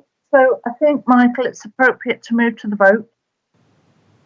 So can I move that the recommendation as amended be approved? Is that agreed? Thank you, Chair. Any members wishing to move any amendments or comments before I conduct the vote? Just, can I just say one thing? My Microsoft Teams wasn't responding when the Chair was asking. All right, Malcolm, yes, do come in. I take note of what Councillor Small said about the need of an operational management plan, but I understand from what the case officer is saying is that there is an operational management plan within the proposal, which includes conditions around the partying aspect of the accommodation. So I was wondering if Councillor Small was happy with that now, and was that did that deal with his concerns? Would you like to answer that, Councillor Small? I'm happy it's included. What I'd be happier with is if there could be a condition that could be done in liaison with the local councillors and local residents, like the one in Queen Avenue was done last year, and I think that did work very well. However, I've got to point out, Councillor Small, that you are the only councillor of the three who's come forward on this. But would the case officer like to comment on that? Chair, yeah, two comments, and perhaps the first comment for Councillor Kennedy is, sorry, you may have slightly got the wrong end of what I was saying. There's a condition attached to the recommendation that requires the submission of an operational management plan in the future prior to the use commencing, and the issues are discussed. They're the type of issues that should be included within an operational management plan. Yes, Chair, the case officer who dealt with this application was also the case officer who dealt with the application on Queen Avenue, and as Councillor Small said, that where we sat down, well, discussed virtually with ward councillors and residents and the end operator in terms of the operational management plan. If your members of the committee are happy in this particular instance, we can require that to be, in this instance also, that local residents in Barnard's building at the rear and ward councillors can get involved and discuss the contents of the operational management plan. But I would stress that it would have to be signed off by officers of the planning department in consultation with head of planning and environmental health officers, Chair. Well, that seems satisfactory to me, unless there's anybody else on the planning committee who wants to comment. But I must say at this stage that we cannot invite the other speaker back in now. We give 3 minutes to any speakers from outside on planning committee. But after that, the questions and comments have to be from members of the planning committee. So sorry, Patrick, I can't allow you to come back in. We did give you your chance. That's okay, no worries. It was that we had a question for the Councillor Small in particular from a planning committee member, just to explain. So nobody on the planning committee is commenting on that. So I am taking it that we would welcome discussion with the ward councillors about a management plan. And I hope that's also acceptable to the agent, Robert Bryn. So I'm going now to move to the vote, which I think I already did, didn't I? That's correct, Trish. Just for purposes of clarity, and given obviously your comments as well as those of members of the committee, and noting the comments from the case officer, there may well be a requirement for minor adjustment to the wording of the relevant condition on the operational management plan. As such, I would suggest, if you're agreeable, to vary your resolution, that your recommendation to move the application be approved, subject to minor revisions being made to that condition, authority to complete the wording being delegated to the head of planning for that purpose. If members are agreeable to that, I suggest we move to the vote. Thank you, colleague. Thank you. Chair, your vote, please. Agreed. Thank you. Councillor Conception. Thank you. Councillor Thompson. Agreed. Thank you. Councillor Prince. Agreed. Thank you. Councillor Kennedy. Agreed. Thank you. Councillor Marat. Councillor Marat, can you hear me okay? Agreed. Thank you. And lastly, Councillor Makinson. Agreed. Thank you. That concludes the voting of members present. The voting is unanimous and the application as amended is approved on that basis, subject to that condition being revised. Just before I take us to the next item of business, just to advise for members' benefit, that Councillor Hanson has now left the meeting due to a prior personal commitment. So just relaying that message on behalf of Councillor Hanson, and thank you, colleagues, for noting that. We'll now move on to item 7 on today's agenda, which relates to railway land adjacent to Vitesse Road, Liverpool 24, Liverpool South Parkway Station, Liverpool 19, Ashton Drive L25, and Hartington Road L19, Allerton and Hunts Cross Ward. I think we do have some feedback on the audio. So I've just muted my colleague briefly to prevent that. But Chair, we have had an indication that the agent will be present for this application. There's been, and I believe they are now joining us and ready. So yes, I'm here. That's good. excellent. Is this Callum Valentine No, joining it's us? Sean Gaffey of All right, Sean, yes. RJP. I had your name to start with, Sean. So if you'd like to carry on then. Yes, that's fine. And some slides should be coming up shortly. Lovely, thank you. Good morning. I'm Sean Gaffey here from RJP representing the applicant AD Comms. Thanks for giving me the opportunity to speak this morning. I appreciate that you've seen these types of applications before, but following discussion with the case officer, we thought a brief presentation would be useful. Just to recap, this is our 13th application to Liverpool City Council for this wider scheme. The previous 12 applications were all approved, 6 here at committee and 6 under delegated authority. After today's application, there are 2 left to be determined. This particular application relates to 4 sites. The proposed works are for the erection of 4 8.9 metre columns mounted at regular intervals between Cressington and Hunts Cross stations on Network Rail land. All columns will be installed trackside on sites selected for ease of access and minimal disturbance to public amenity. Line-side power cabinets will house the electrical componentry for each of the 4 columns, powered using existing trackside sources. Could you have the next slide, please, Michael? Cheers. So the first site is Hartington Road, TBS 025. TBS stands for Trackside Base Station.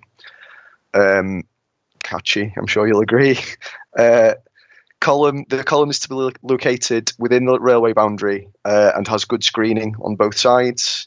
To the south is located residential properties on Linden Road, whilst to the north is scrubland between the railway and Hartington Road. The nearest dwelling to the proposed mast location would be approximately 28 metres. Next slide, please. The next slide is South Liverpool Parkway Station, TBS 093. This would be located between the Merseyrail line and the West Coast Main Line.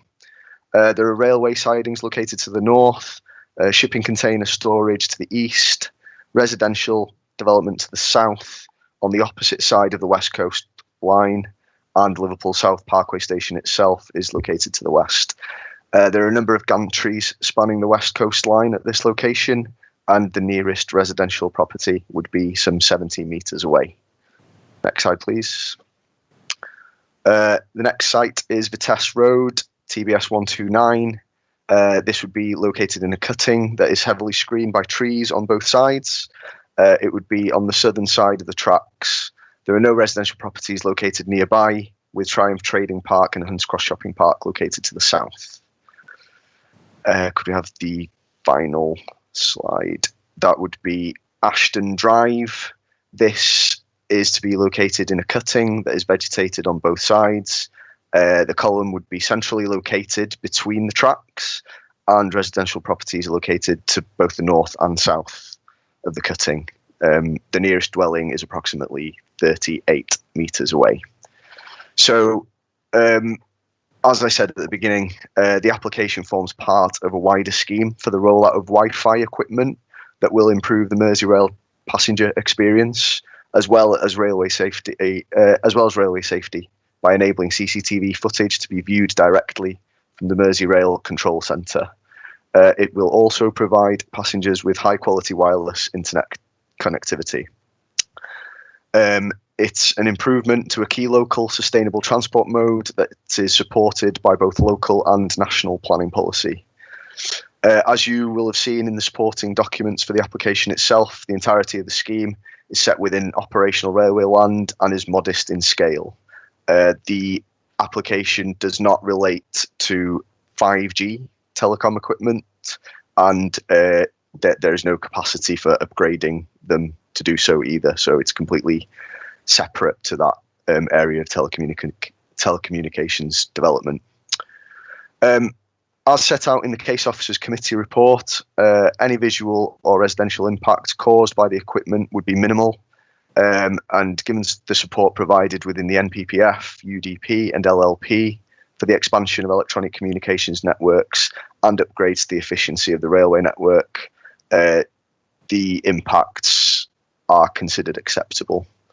It's quite brief, but that concludes my presentation, but I'd be happy to answer any questions if there are any. Thank you very much. Yes, thank you very much for that, Sean. In actual fact, as you say, we have approved these in the past, and we have noticed that masts are smaller in scale than the ones that are being requested of us in residential areas. But there is just one little point I'd like to make, because one of these sites is within my ward, and I think that the residents in Hartington Road would appreciate it if you'd consider using the Island Road entrance to the site, maybe in preference to the Hartington Road, just when it's being erected. So I just would ask you to bear that in mind, that might help them, because they get a lot of parking around there from South Parkway Station, which does bother them. The Island Road entrance. Okay. I believe there's an entrance in Hartington and Island Road. So you would want us to consider using the Island Road entrance? Using it, yes. I'm not saying you have to, but if you could, that would help the residents. Thank you. I'll pass that on to the applicant, and if we can, we certainly will. Yes, thank you. Thank you. So, Councillor Makinson, you briefly appeared with your hand up. Have you still got a question? Yeah, it's just the only thing is just that you note that there's quite extensive tree cover for most of these, and are there plans to maintain that tree cover and replant where trees are removed? Yeah, I think the applicant in the vast majority of sites has sought to avoid tree removal where possible. So yeah. This scheme, the best sort of comparison I can make is kind of a residential lamppost. So a lot of clearance tends not to be required, and they've scoped out these sites on that basis as well. Yeah, I was particularly thinking about the Ashton Drive, where there's been some tree removal. Are there any plans for replanting on that site, or? Not that I'm aware of, but it is something that I could potentially go back to the applicant with. Okay, thank you. Thank you. Yes, thank you for that, Sean. It would be helpful if you just went back and put these points to them, and will do. It would be nice to get them addressed. So can I hand over to our case officer, there being no further questions? Just going to summarise for us. Can you hear me this time, Chair? I can hear you, Stuart. Lovely, thank you. Please use my phone. Yeah, you've had a detailed presentation from the applicant as to where these masts are going and the reason behind them. As you've heard, they are 8.9 metres in height, which is very similar to that of a normal lamppost that you would see in the street. They're of the same similar width, but they're not the big bulky 5G masts that you've been asked to consider of late.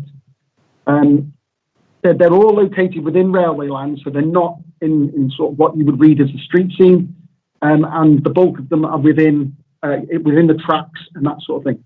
Only two received any objections, and they were the ones at Ashton Drive and the one at Hartington. And they're all detailed in your report. The Ashton Drive one, the main query was about the possibility of relocating it on the opposite side of the bridge, closer to the station. And we did put this to the applicant, who's confirmed that due to station enhancement, platform extensions, and signalling changes, it's not feasible for operational reasons to do that. And furthermore, the mast, as I say, it's only 8.9 metres. It's very slimline in nature, and it's a reasonable distance away from any residential property with a good degree of cover. The applicant also submitted a sectional detail in response to specific objection from one occupier, which showed that it would sit below the fence line. So we're happy that the Ashton Drive ones are fine. They're not going to affect anyone's amenity. In terms of the Hartington Road one, that was primarily about access, which Councillor O'Brien touched on before. The applicant's advised that he's going to take that back to his client to try and secure access from Island Road. But you'll see from the plan, it makes absolute sense for them to go from Island Road, because to go from Hartington, they'd have to cross the tracks to actually get the item in there. So for operational reasons, in terms of the erection side of things, Island Road does seem to be the most logical solution. But the applicant has advised that he's going to take that back to the applicant.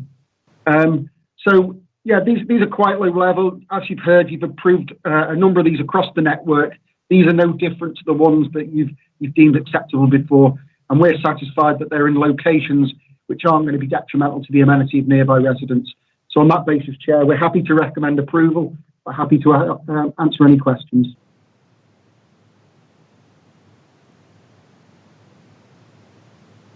Sean, would you like to come back in? Yes, just a quick point in terms of construction, just to provide some comfort. It's not an onerous process in terms of construction. The client has sort of fairly narrow window of time to get on site, because obviously it's operational railway, and to construct these sites. So in terms of, you know, there being significant length of time of people making noise in terms of work and things like that isn't the case. So they're in and out of site fairly quickly. That's good, thank you. Are there any other questions? Okay, so can I move that the recommendation be approved? Is that agreed? Thank you, Chair. No further comments from members now, in which case, Chair, your vote. Agreed.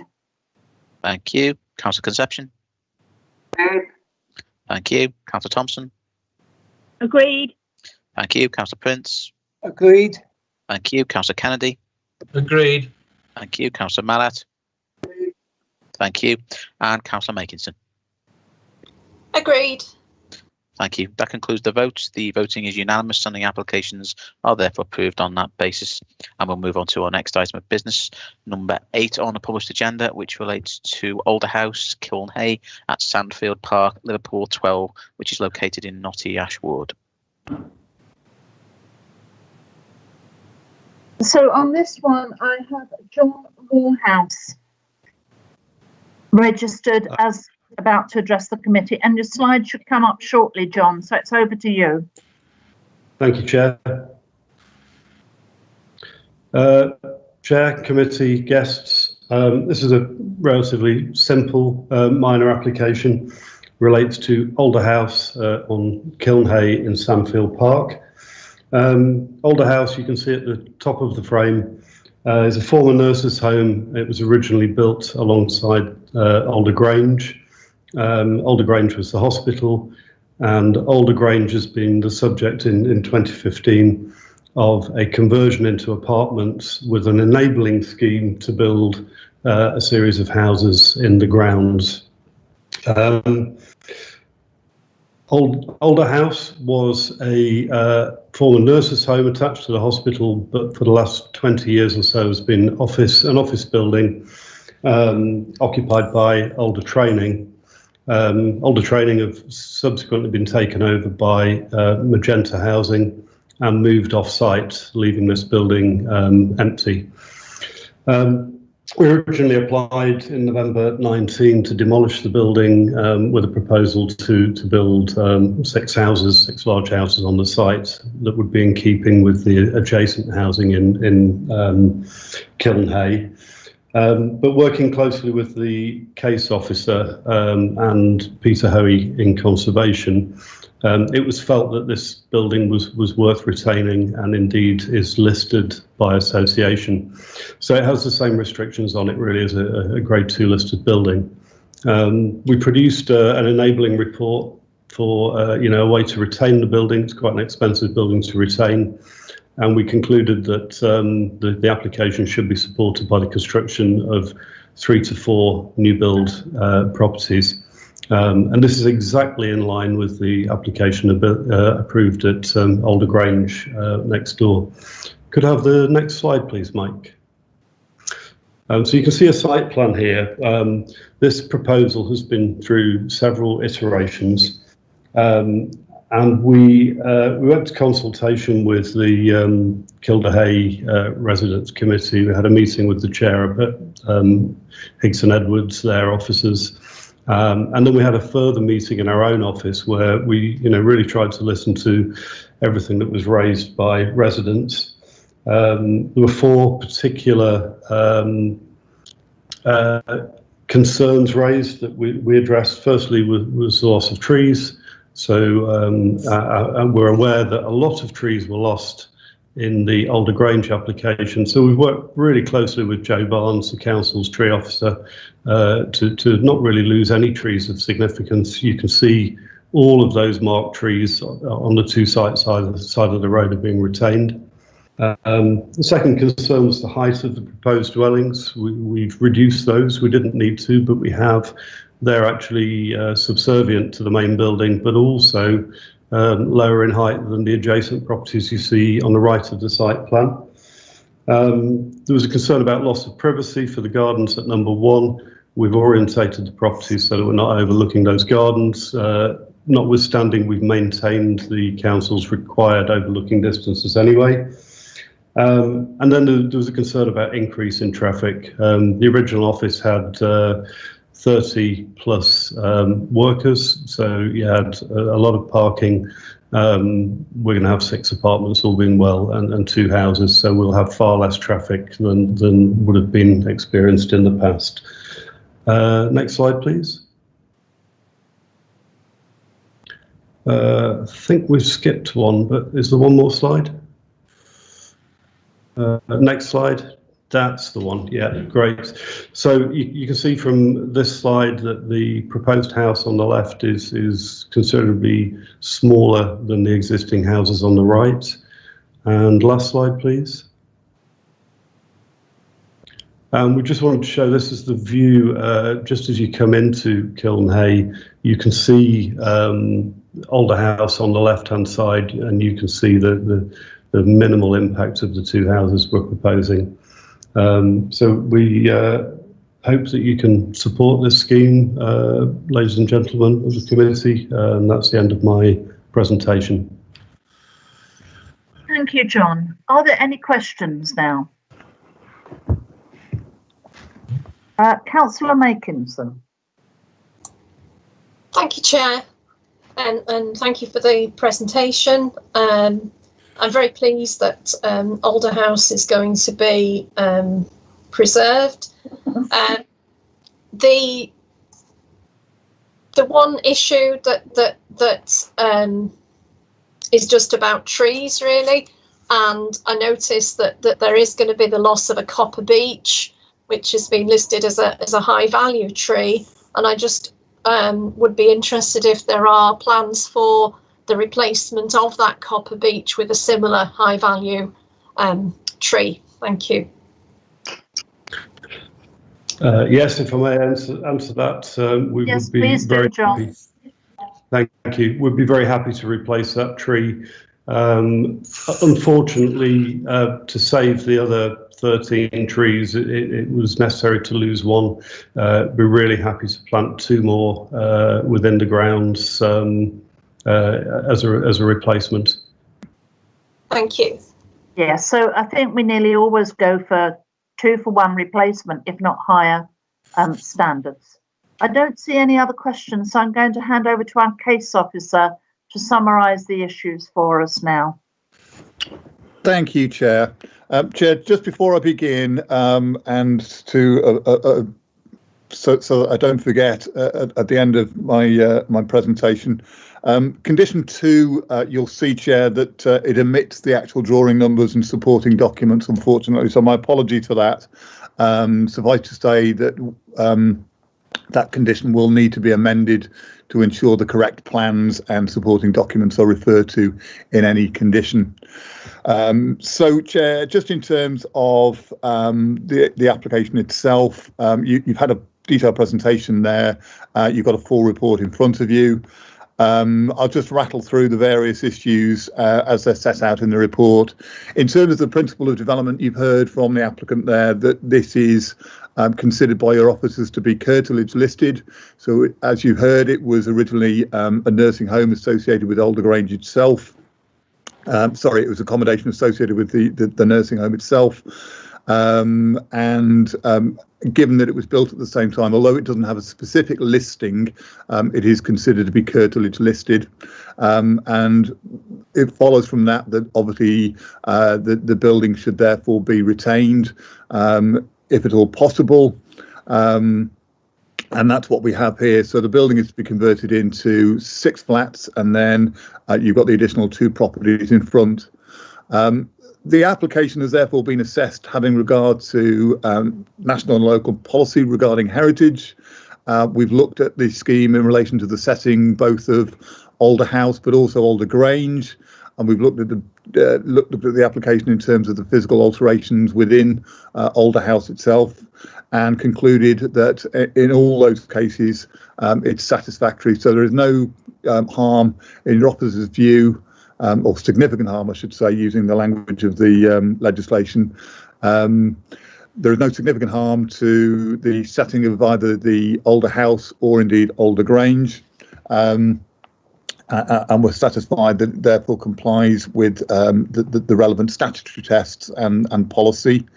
In terms of the impact of the new development itself and its relationship with the surrounding residential development, again, your officers are happy. You've seen the slides there that show the relationship of those 2 new builds in particular with the adjacent properties, and we're satisfied with those distances and the impact that they have in terms of privacy, overlooking and so on.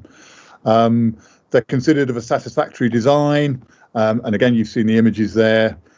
Issues around parking, access and highways, again, a clear explanation there as part of the presentation. Significant reduction in your officer's view from what was there previously in terms of the office use of Alder House. And then lastly, picking up on Councillor Makin's point in terms of the impact on trees, as the report makes clear, there will be a loss of a tree associated with this development. That has to be considered in the wider planning balance, and that's what we have set out in the report to you. There is a landscaping condition suggested as part of the recommendation, and as part of that condition we would expect to see some replacement trees in lieu of that tree that is to be lost. So for all of those reasons, Chair, we're happy to recommend approval subject to the stated conditions, and particularly the amended condition 2 to reflect the updated plans. Thank you. Are there any questions? Well, seeing as there don't seem to be, I'm going to move to the vote. So can I move that the recommendation be approved? Is that agreed? Thank you, Chair. And just to remind and pick up on the points raised by our colleague John Hayes, the case officer, that that'll be subject to an amendment to the relevant conditions, that being number 2, to pick up the relevant reference to drawing numbers. Subject to that, I don't believe there's any comments from members. Therefore, Chair, your vote, please. Agreed. Thank you. Councillor Conception? Agreed. Thank you. Councillor Thompson? Agreed. Thank you. Councillor Prince? Agreed. Thank you. Councillor Kennedy? Agreed. Thank you. Councillor Marat? Agreed. Thank you. And lastly, Councillor Makinson? Agreed. Thank you, colleagues. That concludes the voting on the application, which is therefore approved subject to that amendment to condition 2. We will therefore now move on to our last item of business on today's agenda, number 9, which is relating to number 66 Regent Road, Liverpool 5, which is located in Kirkdale Ward. And we don't have any register. Oh, sorry, we do have a registered speaker, David Duval. Sorry, came in a bit later. So, David, would you like to come in now? And the slides have already gone up. Okay. I'm Dave Duval from Strado Architects. I'm working on behalf of the client on this scheme. It's a fairly simple scheme, but to give a brief overview, it is a listed building on Regent Road, which was previously some sort of warehouse, which was set across 3 floors, which has been effectively unused for some considerable time. The client acquired this building and has been searching for various uses for it. And after looking at the condition and the restrictions imposed by the need to retain existing floor levels and things, came to the conclusion that the mostly economic use was as a small boutique hotel. There had been previous application made for conversion to residential, and whilst the scheme in itself was satisfactory, the location of it and its surroundings of an industrial nature meant that that scheme was rejected. The client has explored the idea of industrial use or workshops, given its location adjacent to the 10 streets action area. However, it is impossible to get any sort of vehicle into this building. There aren't substantial accesses at ground level which would allow conventional industrial or workshop type accommodation, and therefore it reconfirmed that the hotel approach would be the appropriate one. This particular slide up now shows the ground floor with the access into the hotel, but if we could have the next slide, an upper floor slide perhaps. This shows a typical layout on each of 3 floors above ground level. Essentially, the design has been based around the principle of retaining existing floor levels, but it has required the addition of a replacement of the existing pitched roof with a level of accommodation to increase the numbers of rooms to 9 in total. There was discussion with the Heritage Department on the planning in terms of the detail of the alterations to the roof, and if we can move on to an elevation.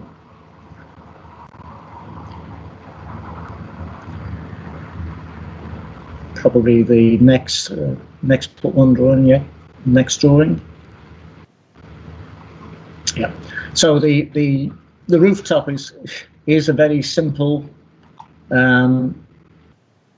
rooftop extension which retains the rhythm and the essential proportions of the existing building, and so doesn't impact on the height or of adjoining properties.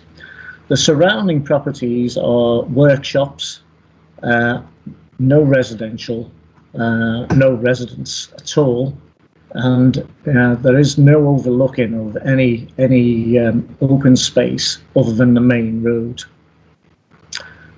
As such, there's no effect on neighbours. There have been concerns raised over the management of this, and a clear need from the council's point of view to avoid unmanaged properties. To that end, we have submitted a management plan which indicates that this would be managed as a staffed hotel and not as a drop key short stay apartment. There's not really a great deal more I can add to it. It is a simple building which has sat empty for a while, sandwiched between 2 workshops. It's adjoining the site for the new Everton stadium, hence the attractiveness of a small hotel. But we're not significantly changing the external appearance. We don't consider that we're harming or there's any significant harm to the World Heritage site, which is adjoining the appearance of the main dock walls, which are opposite. And as such, we feel that it's a reasonable development. The only thing is there is no possibility of private parking on this site. But given that we're looking at short stay hotel accommodation, we felt that this was an acceptable compromise. And I think really there's not much more I can add on that. Thank you. So, has anybody got any questions? Yes. So, Councillor Makinson. It's not a question really. It's just a comment that I welcome the changes that have been made to this in retaining the principal entrance and the fan light. That it's really good to see that. Thank you. Thank you. And thank you for your comment, which is welcome, Councillor Makinson, because I noticed from the notes that the developer has made considerable efforts to take account of all the suggestions made to retain the facade and to make it a building that could enhance the area. Are there any other questions? Okay, so I'm going to hand over to the case officer now to comment as appropriate on the presentation and summarise the issues. Thank you again, Chair. So again, full presentation, full report in front of you. As the applicant has pointed out, this is a relatively straightforward application in planning terms. And the proposal is to use the building as a 9-bedroomed hotel with the inclusion of a small additional extension on the roof. In terms of the principle of development and the background, that's clearly set out. It's currently allocated as a primarily industrial area in the unitary development plan. But the draft local plan has the area allocated for mixed-use purposes, and obviously that encourages a wider mix of uses, including a hotel. That allocation is also reflected in the strategic regeneration framework for the Atlantic Corridor, which again supports a more wide-ranging mix of uses, again including a hotel. So for all of those reasons, Chair, we're happy with the principle of a hotel development in this particular location. In terms of sort of heritage issues, this isn't a listed building, nor is it within a conservation area. However, it is an attractive building and it sits within the World Heritage Buffer Zone. So in considering the application and the impact in particular of the extension, we've had careful regard to its potential impact. And as you've heard, we're satisfied that the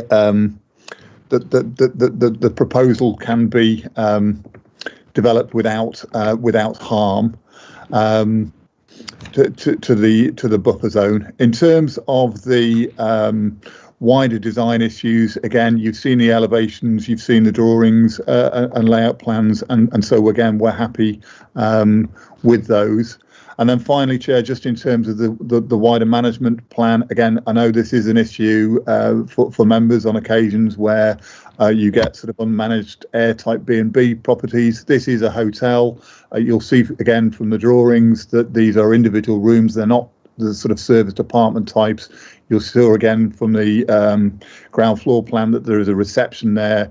And so for all of those reasons, Chair, we're happy that this can be accommodated successfully without any harm to amenity. So for all of those reasons, Chair, happy to recommend approval. Thank you, John. Are there any questions for the case officer? I'm taking it, Councillor Makinson, that you've just left your hand raised from the last comment you made. Sorry, Chair. Yeah, because I didn't see it go down and then go up again. We don't seem to have any questions. So I'm going to move to the vote.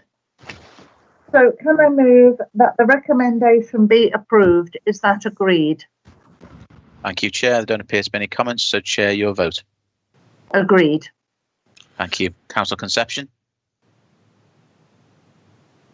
If you just unmute yourself, please. Tony. Agreed. Thank you. Councillor Thompson. Agreed. Thank you. Councillor Prince. Agreed. Thank you. Councillor Marat. Agreed. Thank you. Councillor Kennedy. Agreed. Thank you. And Councillor Makinson. Agreed. Thank you.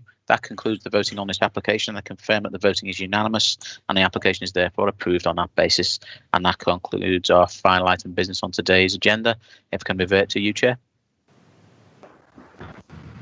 Thank you, everybody, for attending. I'm pleased to see that we've managed to conclude our planning before noon, so that always pleases me.